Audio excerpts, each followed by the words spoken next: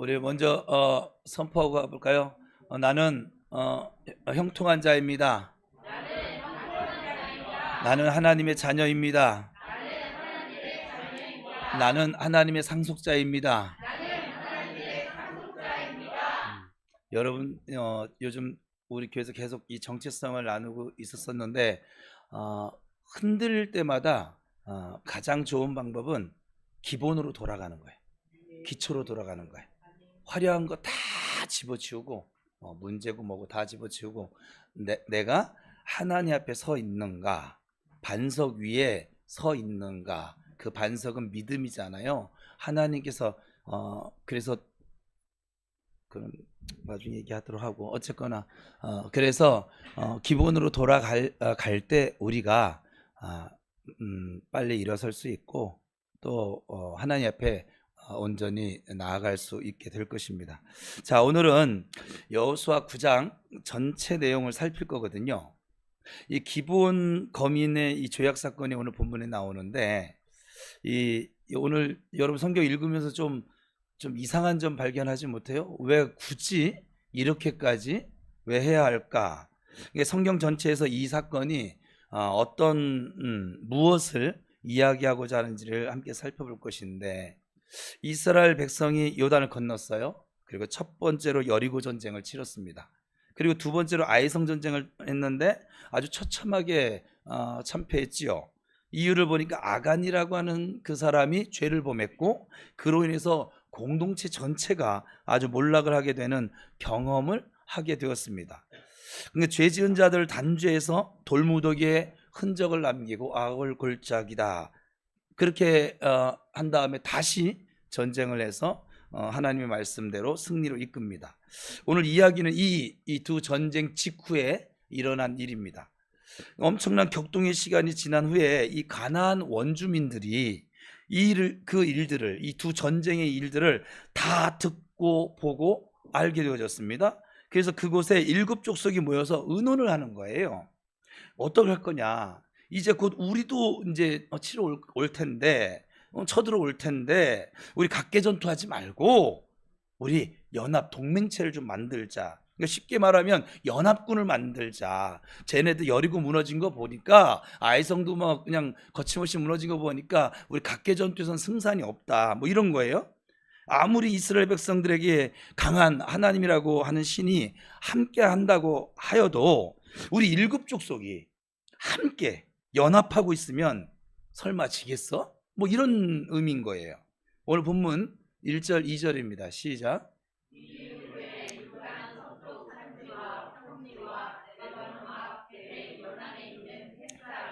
아모리 사람과 가나안 사람과 브리스 사람과 히위 사람과 모든 왕들이 이 일을 듣고 모여서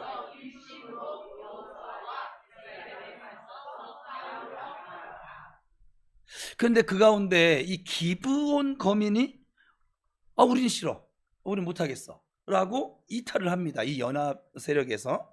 이 기브온 거민은 다른 성경에서 표현할 때 이 기브온 거민은 제일 크고 용감하고 또 그 수도, 백성 수도 제일 많은 민족입니다. 따라서 연합군에서 주 전력이 빠지게 되는 것이죠. 그러니 다른 족속들이 얼마나 아주 화가 날까요? 그렇죠? 남들 다 하겠다는데 꼭 빠지는 사람이 있잖아요. 우리도 모임에 보면. 그렇죠? 그런데 기본 사람들이 이탈을 하고는 무슨 일을 꾸몄는지 한번 살펴볼까요? 그들은 먼저 허름한 옷을 구했습니다. 그리고 변장을 합니다. 그리고 다 떨어진 망태를 하나 준비해서 그 안에 곰팡이 핀 떡을 준비했습니다. 그리고 신발도 다 떨어진 것을 신고 이스라엘 족속에게로 투항을 합니다. 우리는 당신들과 싸울 의지가 전혀 없어. 그러니 우리를 당신들의 그 공동체 이론을 좀 받아주십시오 하면서 아주 투항하고 백기를 든 것이죠. 그런데 이 백성들과 여호수아가 보니까 그들이 근처에 사는 사람들처럼 보이는 것 같으면서도 그 행색을 보니까 멀리서 왔다라고 말을 하니까 꼭 그래 보여요. 그래서 멀리서 여행 온 흔적이 그들이 모습으로 볼 때는, 그래서 이때 이스라엘 백성들이 실수를 하게 되는 것이죠. 하나님께 좀 물어봤으면 좋겠는데 물어보지도 않고 또 아이성의 그 실패를 경험하고 나서도 또 물어보지 않고 그들과 평화 조약을 체결하고 맙니다. 좋다. 너희들을 우리 공동체의 일원으로 받아들이겠다. 이렇게 해서 기브온 거민과의 계약이 체결이 되어집니다. 그들은 그래서 이제 이스라엘 공동체에 들어와서 이 기브온 거민은 나무를 베고 물을 깃고 그냥 허드렛 일하는 종으로 살게 되어집니다. 실제로 그들은 지금까지 역사 속에서뿐만 아니라 하나님 백성의 공동체의 일원이 되어서 지금도 잘 살고 있습니다. 그리고 성전에서 좀 진급했어요. 봉사하는 자로서 그 혈통을 이어갑니다. 그러면 이 이스라엘 공동체가 이 기브온 백성들과 조약을 맺은 사건이 무엇을 의미할까? 이 신명기 7장은 이스라엘 백성들이 이미 가나안 땅에 들어가고 나서가 아니라 들어가기 전에 모세를 통해서 약속하신 것이거든요. 하나님은 그들이 가나안 땅에 들어가면 너희들이 들어가면 7 족속을 만날 거야. 그런데 그 족속에게 이렇게 해야 돼 하고 말씀을 하셨어요. 신명기 7장 같이 읽어보면 시작. 내 하나님 여호와께서 너를 인도하사 내려가서 차지할 땅으로 들이시고 내 앞에서 여러 민족 헷 족속과 기르가스 족속과 아모리 족속과 가나안 족속과 히위 족속과 여부스 족속 곧 너보다 많고 힘이 센 7 족속을 쫓아내실 때에 내 하나님 여호와께서 그들을 내게 넘겨 내게 치게 하시리니 그때 너는 그들을 진멸할 것이라. 그들과 어떤 언약도 하지 말 것이요 그들을 불쌍히도 여기지도 말 것이며 또 그들과 혼인하지도 말지니 내 딸을 그들의 아들에게 주지 말 것이요 그들의 딸도 내 며느리로 삼지 말 것은. 그리고 5절을 이어서 읽겠습니다. 시작. 오직 너희가 그들에게 행할 것은 이러해 그들의 제단을 헐며 주상을 깨트리며 아세라 목상을 찍으며 조각한 우상들을. 그러니까 이스라엘 백성들이 이 가나안 땅에 들어가면 그 안에 이미 자리를 잡고 살고 있는 7 족속을 향해서 조금도 여지를 남겨두지 말고 그리고 완전히 섬멸할 것을 이렇게 명령을 이미 해놓으셨어요. 또 가나안 땅에 들어올 때 여호수아를 통해 다시 한번 이 말씀도 하셨었고. 그런데 그들의 그렇게 명령하신 하나님의 이유가 4절에 나옵니다. 시작. 그가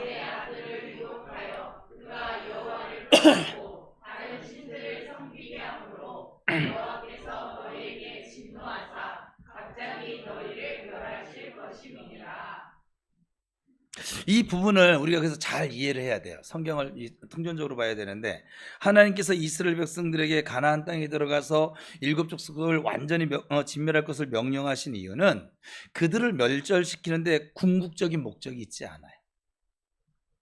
그렇게까지 극단적으로 뽑아낼 것을 말씀하신 이유는 더 넓은 관점이 있는 것이죠.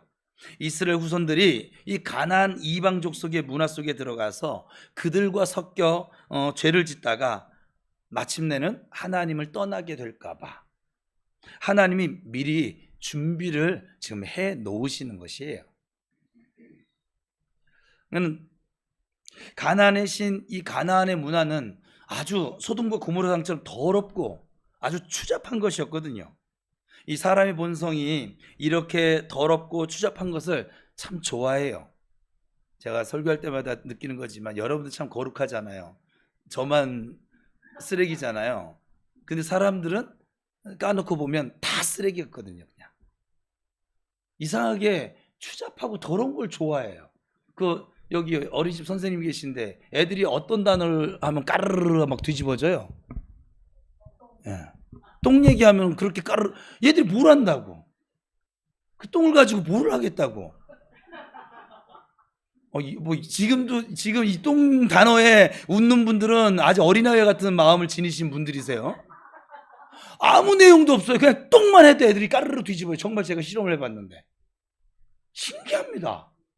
똥, 방구, 트림, 지들이 왜 웃는지 전 지금도 모르겠어요. 왜?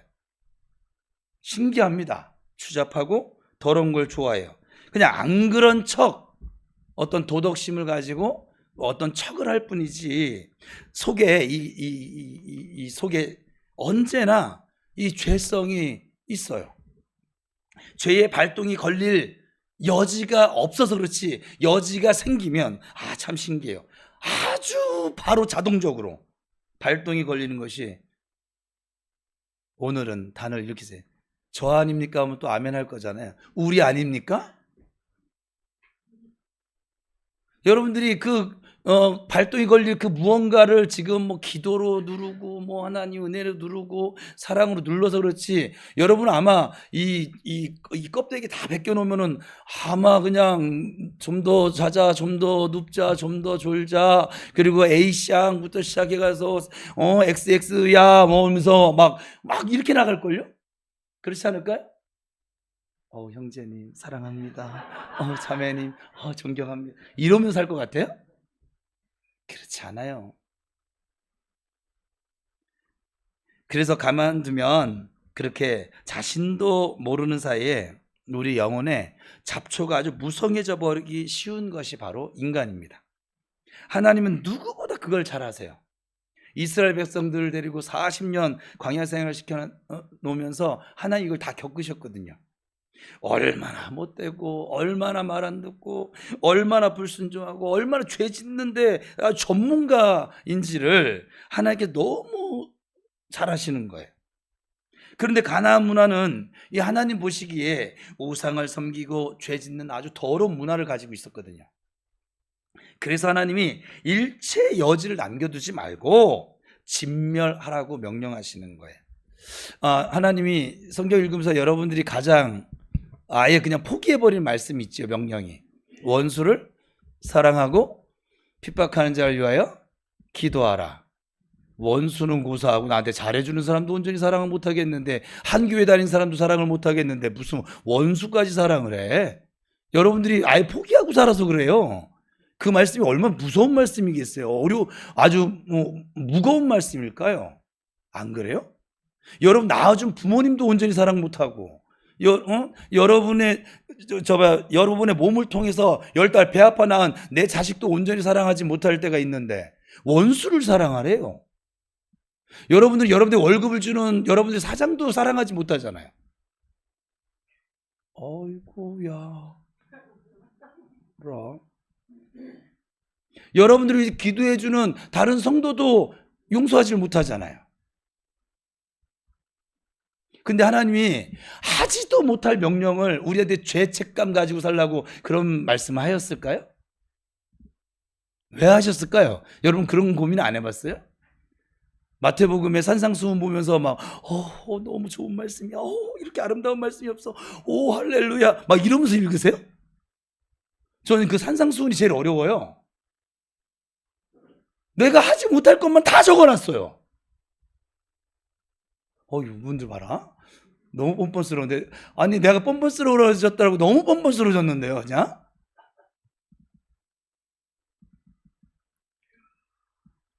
내가 하지 못할 것을 왜 하나님 명령하실까? 무엇 때문에?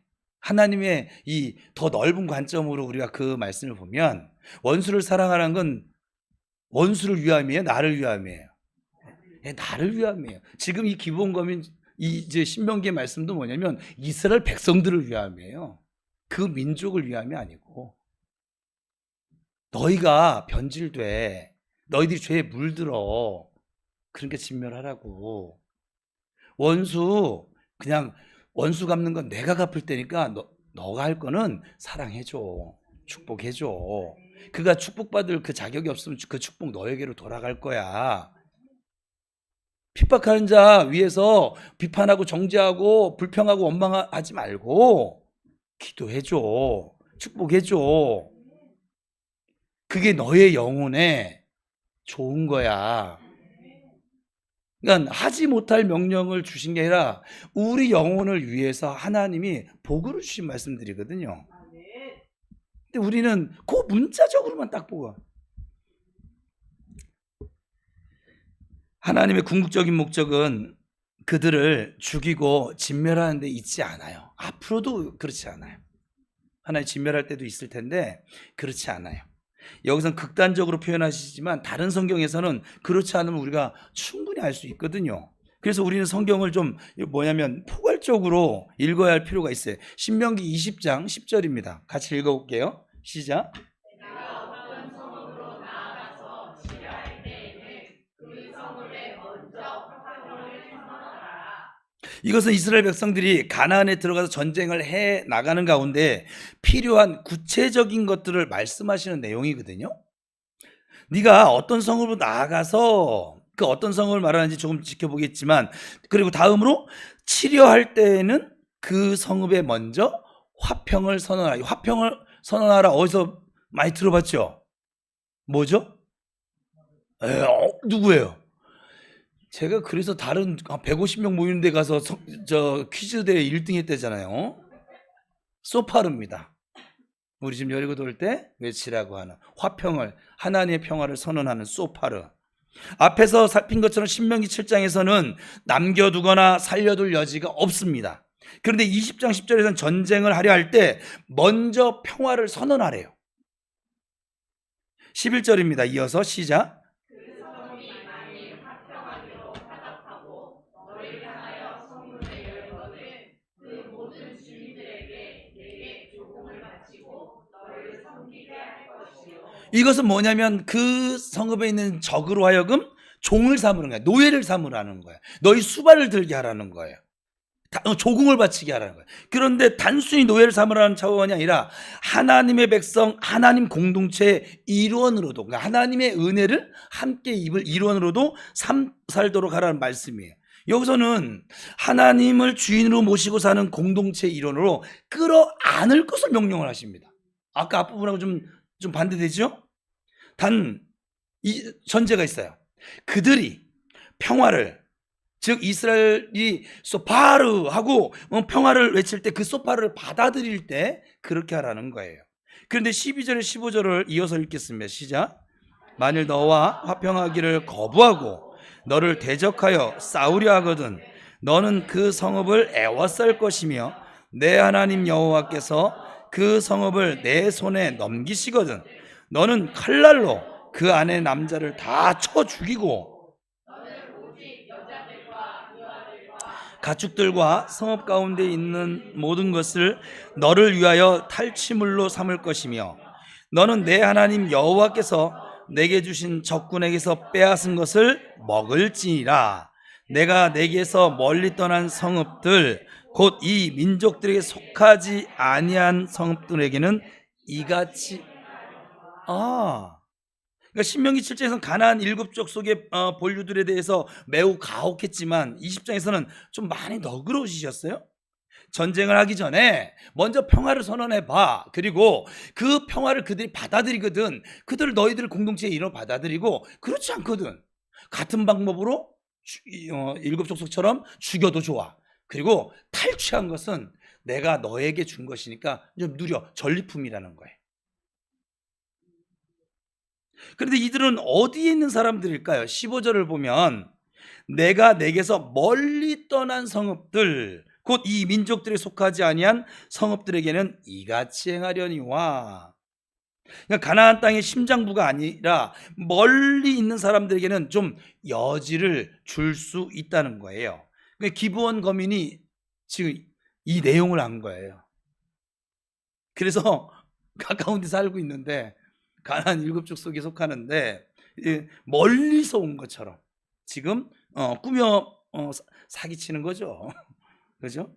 그렇게 해서라도 이 이스라엘 공동체에 들어와서 계약을 체결함으로써 이 기브온 족속은 살아남습니다. 이것은 우리에게 어떤 메시지를 줄까요?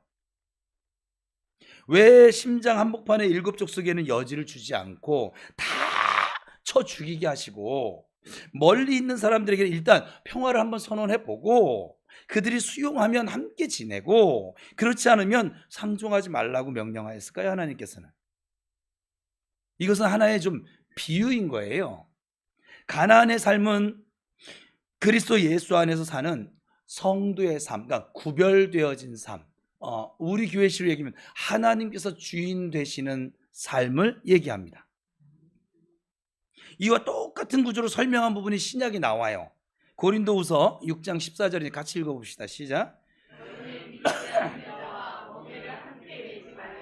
의와 불법이 어찌 함께하며 빛과 어둠이 어찌 사귀며 그리스도와 벨리알이 어찌 조화되며 믿는 자와 믿지 않는 자가 어찌 상관하며 하나님의 성전과 우상이 어찌 일치가 되리요.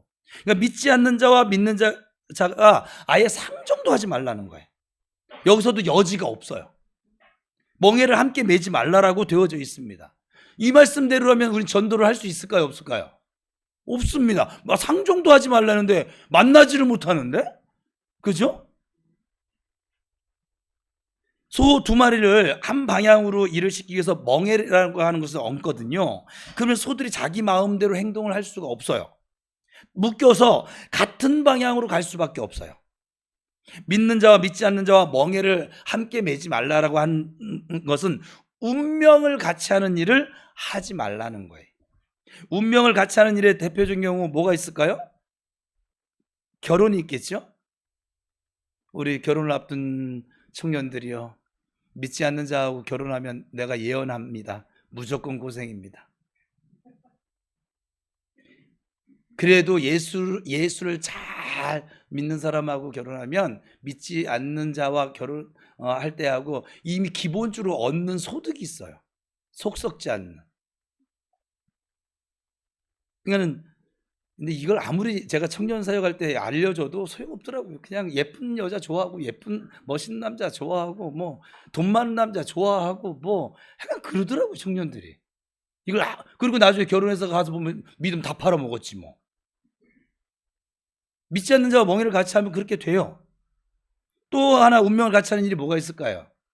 뭐 동업하는 거 정도? 전 동업은 무조건 거의 반대거든요. 저는 제가 겪어본 것도 그렇고 성경적으로도 그렇고 믿는 사람들끼리 함께하는 동업도 저는 반대예요.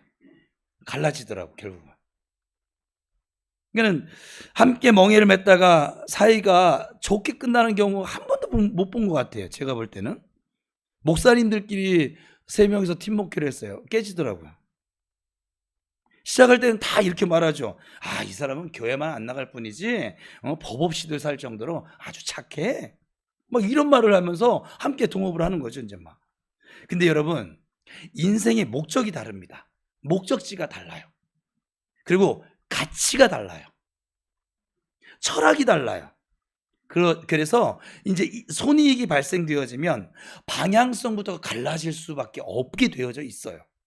그런데 고린도전서 5장 9절에서 10절을 같이 한번 볼까요? 시작.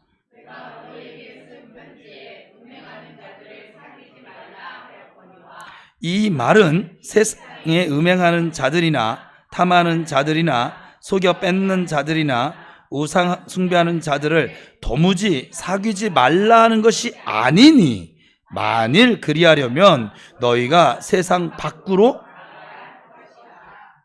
이건 또 뭐 사귀라는 말인지 사귀지 말라는 말인지 좀 헷갈리죠? 사귀지 말라 하는 것이 아니니 라는 말에는 전제가 깔려져 있어요. 앞에서 본 고린도후서 6장 14절의 말씀에서는 삶에서, 인생에서 운명을 같이 해야 하는 일에 대해서 말씀한 것이고, 근데 이 고린도 전서의 말씀은 운명을 같이 하는 일이 아닙니다. 성도들이 죄 많은 이 세상에서 믿지 않는 사람들과 같이 살 수밖에 있어요, 없어요? 같이 살아야 되잖아요. 직장 생활은 어떻게 할 건데요? 어떻게 할래요?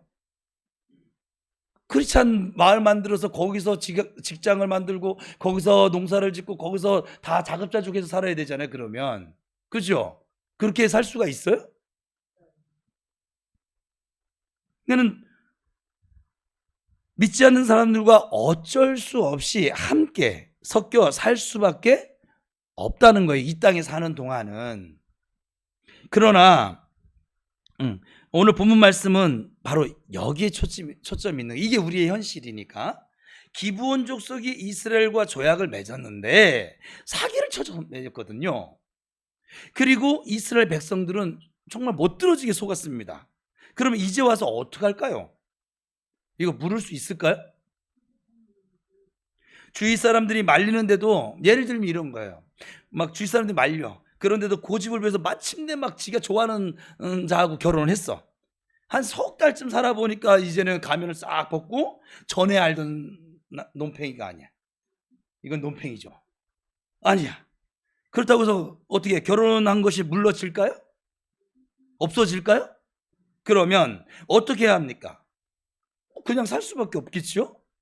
요즘은 뭐 그냥 안 살대요. 뭐 그냥 뭐 신혼여행 갔다 이혼한 사람도 있다고 하긴 하더라고요. 그냥 이것이 성도들이 세상 가운데 살면서 가지게 되는, 이거를 저는 이렇게 표현하고 싶은데, 삶의 무게다. 저는 목사로서 이 삶의 무게가 있어요. 여러분들에게 없는 이 무게가 있어요. 아빠들은 저 청년들에게 없는 무게가 저절로 지어져 있어요. 엄마들도 마찬가지예요. 솔로보다, 싱글보다 엄마들은 자녀들의 그 무게가 있어요. 그건 어쩔 수 없는 거예요. 어떻게 애기 다시 뱃속으로 집어넣으실래요?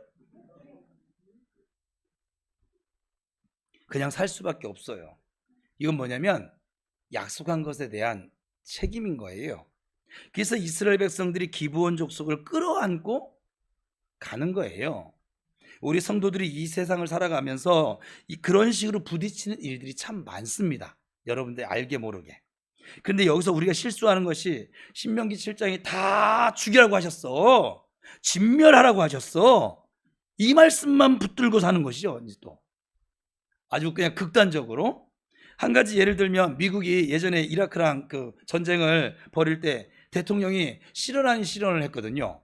그 옆에서 몇몇 이 복음주의자들도 이라크를 치는 전쟁을 성전, 거룩한 전쟁이다, 하나님이 명령하신 전쟁, 우리 이 가나안 전쟁처럼 선포한 적이 있어요. 그 전쟁이 성전이면 미국에 줄 선 나라는 전부 다 하나님 나라 백성이고, 미국에게 줄 서지 않는 나라는 전부 사탄에게 속한 나라예요. 말 같지도 않은 얘기잖아요, 그거는. 그러니까 우리 성도들이 세상에 살아가면서 이 세상을 향해서 이런 대립 구도를 가지고 아주 자꾸 판단하는 경우가 많아요, 사실은.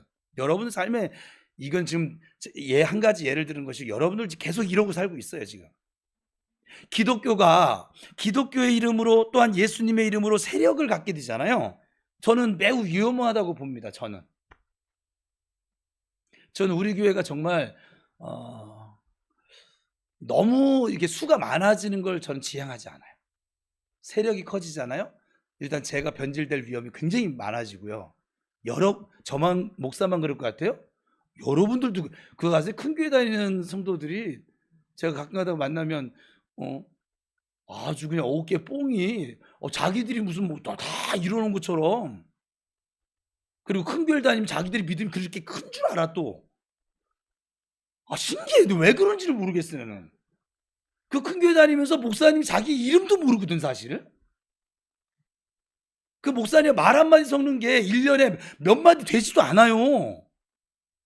그런데 굉장히 무슨 난 그 이유를 모르겠어요. 사람들이 왜 이렇게 멍청한지. 제가 우리 교인들에게 그랬잖아요. 지금을 즐기세요. 우리 교회 100명 넘어가 보세요. 여러분이 지금처럼 저하고 같이 목사님 저 비서 둘지 몰라요. 지금 이 인천에 지금 있어요. 그 담임 목사님 만나려면 비서를 통해 하면, 목사도. 그럼 그 비서 목사님이 이제 그 담임 목사님 스케줄을 딱 해가지고, 목사님 이거는 안 되겠는데요, 담임 목사님께 물어볼게요. 항상 다리를 거쳐. 대통령 만나는 것처럼. 그리고 어떤 목사님들은 하나님을 그렇게 믿는다는데, 제가 제일 아주 경멸하는 부류인데 경호원을 붙이고 다녀요, 목사님이. 뭐가 그렇게 무서울까 싶기도 하고. 그 정도까지 가지도 않겠지만, 여러분, 우리 교인 수가 좀 더 많아져서 교회 규모와 사이즈가 커지잖아요. 또 이렇게 하면 또 사이즈 커지지 마라, 이렇게 기도하려나? 지금만큼. 왜냐하면 제가 돌봐야 될 영혼이, 자녀가 한 명 있는 것과 10명이 있는 건 다른 차원이에요. 그 사랑이 10로 나눠질 거 아니에요. 그치요? 제가 하나님도 아니고 아직 저 육의 제한이 제약이 있을 거 아니겠습니까? 그렇죠? 그리고 그때 되면 놔줘야 돼. 이 먼저 믿은 사람들은. 아이, 목사님 새 가족들 좀 또 우리처럼 살리고 세우는데 힘쓰라고 하고 문제를 일으키는 게 아니라 목사님, 목사님 이거 좀 쓰세요. 좀 이런 날 왔으면 좋겠습니다. 이거 좀 그 새 가족들 좀 밥 좀 사주세요. 얼마나 좋습니까? 근데 보통 게 이러지 않아요. 질투를 하더라고요. 제일 많이 질투하는 그룹 권사 그룹이에요. 나는 박순열 권사님 얼마나 지금 예쁘고 좋으신지 그게 없어요. 그냥 계속 질투를 해요. 저한테는 그런 거예요. 제가 부천산성교회 있을 때였구나. 그때 권사님들이 무지하게 많았거든요. 한 30명 됐나? 교회가 좀 작지 않았으니까. 그도 다 연배가 막 30년, 40년 막 해간 막 다 그러셨어요. 제가 그때 거기 갔을 때 제 어머니 뻘들이셨었는데, 근데 이분들이 그러는 거야. 어느 날 이제 목사님이 다 저한테 맡겨가지고 당신은 다른 일을 보고 이제 제가 이제 구역장 공부하고 막 그런데 그 권사님 한 분이 그러는 거야. 우리 목사님은 맨날 새 가족들만 좋아하셔. 우리는 이제 패닥이야. 그리고 또 다른 언어가 있어요. 전 그게 그 단어인 줄 몰랐어요. 우리 저 목사님은 맨날 세신만 좋아하셔. 우리는 헌신이야. 내가 그래서 어떻게 이렇게 생각이 없을까? 당신들이 목사님 우리가 뭐 도와드릴 일은 없을까? 왜 이런 생각은 못할까? 제가 은열이한테 막 신경 썼더니 은수가 우리 아빠는 막내만 좋아해. 그러지 않습니다. 네. 그러지 마시라고요. 그러니까 지금 그래서 우리가 세력을 갖게 되는 것이 참 사실 위험해요. 저는 약간 하나님이 뭐 제 마음을 아시니까 뭐 이거 술을 많게 해주셔서 전 나눌 거니까 무조건 다 나눌 거예요. 나눌 거예요. 그냥 제가 이렇게 돌볼 수 있는 그 역량을 넘어가면 무조건 나눌 거예요. 저는 제가 나가든지 뭐 누굴 나가게 하든지 해서 나눌 거예요. 내가 돌보지도 못하는데 이름도 기억을 못하고 기도 한마디를 내가 목사가 그 성도에서 기도 한마디를 못 해주는데 그게 어디 목자와 양의 관계예요?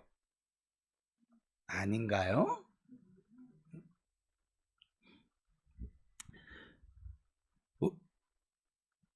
하나님은 우리에게 세상의 빛이다, 소금이다 라고 넌 빛이 되어야 돼, 넌 소금이 되어야 되는 게 아니라 우리가 성도로 부름을 받는 순간 이미 빛이에요. 왜?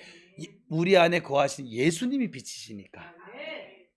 아무것도 보이지 않는 어두운 길에 우리를 이 가로등으로 서 있도록 만드세요. 이 세상에 이 빛을 비춰주는 그 가로등으로 우리 부르셨다 이 말이에요. 눈이 오나 비가 오나 바람이 부나 묵묵히 그 자리에 서서 오고 가는 사람들이 넘어지지 않고 또 길을 비춰주는 역할을 우리에게 맡겨주신 것이지요. 그런데 많은 성도들이 야 가로등 다 모여. 가로등에 모여서 뭘 할까요 도대체? 소금이 음식에 골고루 막 뿌려져야 제맛을 낼 거 아니겠어요? 근데 소금이 야 소금 모여. 소금끼리 뭉치면 뭐 어떻게 할까? 소금 덩어리 되면 쓸모가 없게 되지 않겠어요? 기본 족속의 화친 문제도 이런 관점에서 우리가 볼 수 있다는 거예요. 여러분들이 이 기본 고민과의 조약을 여러분들이 지금 살면서 수없이 하고 있어요. 저 믿지 않는 친구들과의 약속 뭐 어마어마하게 뭐 잘 알지도 못하고 그냥 막 기분대로 뭐 감정대로 분위기 따라서 막 할 때가 있단 말이에요. 좀 잘 적용하세요. 하나하나 다 열거할 수가 없잖아요. 양쪽이 다 나쁜 일을 했어요. 실수를 했어요. 그런데 이것을 엎을 수가 없는 거예요. 그럴 때는 엎을 수가 없다. 엎을 수 있으면 엎어도 되는데 엎을 수가 없어 상황이. 그러면 안고 가야죠. 그게 삶의 무게라는 거예요. 내 말의 무게고 내 책임의 무게고 이것을 일은 다 벌려놓고 나 못해. 그거 아니라는 거예요. 성도로서 하나님 앞에서 가치를 평가받을 만한 기준은 이 교회의 어떤 이 좌석수나 이 성도의 이 수가 아니란 말이에요. 하나님께서 가치를 두고 계시는 것은 이 세상 속에서 우리가 어떤 십자가의 짐을 지고 삶에서 그것을 그 십자가의 사랑을 얼마나 녹여낼 수 있느냐 그 문제예요. 즉 우리 교회 지금 은사 세미나 때 주셨던 말씀들이라고 하면 예수님의 제자로서의 삶입니다. 사랑의 삶인 것이지요. 아브라함은 자신에게 이제 두려움이 좀 닥쳤어요. 손해가 볼 일이 생겼어요.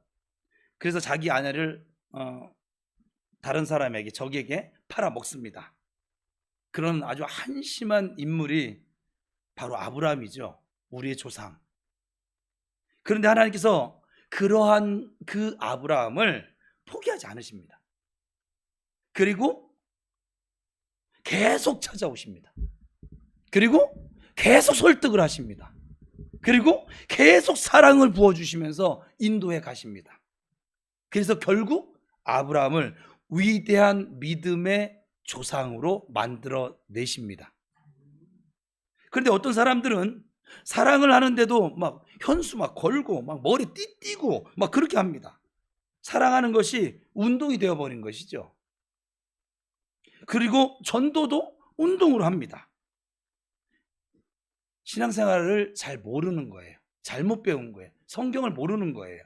성경 어디에도 그렇게 하라고 나와 있지 않습니다. 하나님은 우리에게 그저 묵묵히 있는 자리에서 빛으로 소금으로 살라 말씀하십니다. 이게 고단합니다. 사실은 때로는 지루합니다. 진부합니다. 내 삶의 자리에, 이 진부한 내 삶의 자리에 오늘도 그대로 서서 때로는 눈물로 묵묵히 버티는 것, 그것을 하나님이 우리에게 요구하십니다.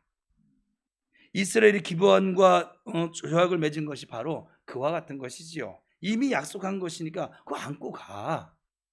너희들이 실수했잖아. 제가 하나님께 아버지 이거는 어떻게 할까요? 그러면 저보고 그래. 제가 여러분들한테 했던 말을 내가 아버지께 하고 있더라고요. 정 목사가 이미 다 광고했잖아. 그러니까 뒤집어 엎을 수 없다는 거예요. 광고했잖아. 그냥 가라는 거예요. 그러면 제가 이럴 때가 제일 당황스러운 거죠. 미리 물었어야 되는데.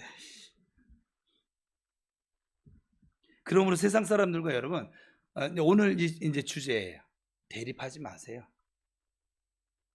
싸우며 살지 마세요. 주위에 믿지 않는 가족이나 친척이 있으면, 좀 믿음이 떨어지는 가족이 있으면 그들에게 의도를 가지고 잘하세요. 목적을 가지고 잘하세요. 전 잘했으면 좋겠어요. 여러분들이 예수 그리스도의 제자의 모습을 그들이 나타내 보였으면 좋겠어요. 여러분들이 가는 곳이 좀 환해졌으면 좋겠어요. 다투던 자리에 여러분들이 가면, 이곳에서 훈련받은 여러분들이 가면, 예수님의 제자로서 지금 세워져 가는 여러분들이 가면 평화가 임했으면 좋겠어요. 늘 평화인데 여기 있는 누군가가 갔더니 또 쌈박질하고 있어요. 제발 그러지 않았으면 좋겠어요.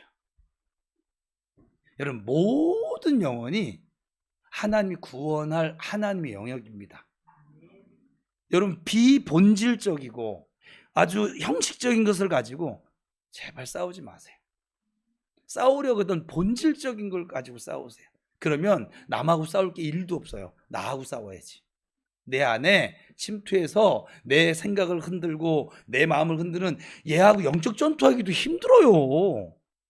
남하고 싸울 그게 뭐가 있겠어요. 그렇잖아요? 우리는 본질적인 것, 어떻게 나를 통해서 그들이 예수 그리스도를 보게 할 수 있을까? 어떻게 나를 통해서 하나님의 사랑을 알게 할 수 있을까? 하는 것에 모든 초점을 두고 좀 사랑으로 살아가실 수 있기를 바랍니다. 기브온 사람들이 역사 속에서 어떻게 이스라엘 공동체 속에 설득되어지고 녹아졌는지 성경을 통해서 알 수 있어요. 이제 먼 훗날 좀 시간이 지나서 솔로몬 시대 때 기브온에서, 기브온 산당이잖아요. 기브온에서 솔로몬의 1000번째 그 거룩한 제사가 행해집니다. 여러분, 마음의 믿음의 지경을 넓히실 수 있기를 축복합니다. 세상 사람들과 대립하지 마시고, 운명을 같이 하는 건 함께 하지 마세요.